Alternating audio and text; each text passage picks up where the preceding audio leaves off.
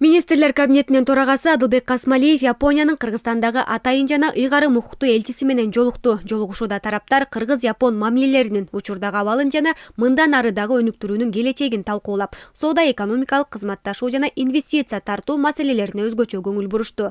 Адылбек Касмалиев Кыргызстан өлкөлөр ортосундагы ар тараптуу өнөктөштүк мамилелердин жетишилген деңгээлине негизделген Япония менен кызматташууну тереңдетүүгө жана кеңейтүүгө өзгөчө маани берерин белгиледи.